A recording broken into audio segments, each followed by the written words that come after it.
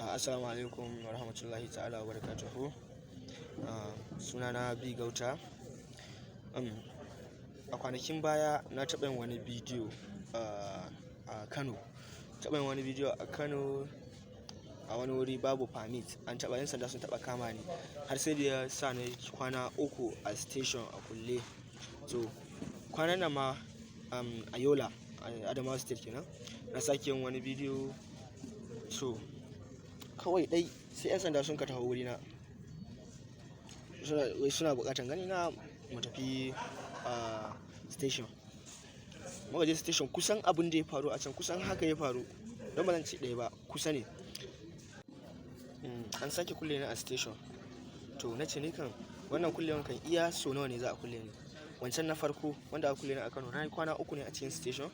To sakamakon na je na yi bidiyo, 'yan sanda sun tambaye ni ID card waye duka ban da shi. Da na kalli haka sai na je na yi komai, na yi register, na yi ID card, na yi waye. To yanzu wa'annan wanda suka kama ni a Jimeta a Yola, komai da suka tambaye ni ina da shi, na nuna musu. Amma sai da aka kulle ni, wai sakamakon ban je na karɓi permit ba, an kulle ni. Kawai suna so su kama ni, suna so su ci zarafi na ne ko su ci mutunci na da wannan kullewan. Sabida da aka taɓa kama ni first, aka ce ba a same ni da ID card ba, ban je na cika form ba, ban yi register ko ina ba. To na ce yana nufin kenan in na yi register na cika form zan iya zuwa in yi bidiyo a ko ina? Nake tambayan su. Suka ce ko ina zaka iya zuwa ka je ka yi bidiyo.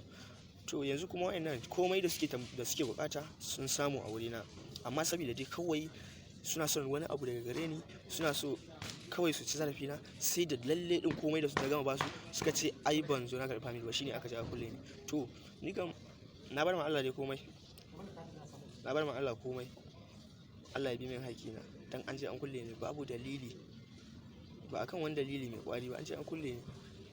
Na bar ma Allah komai.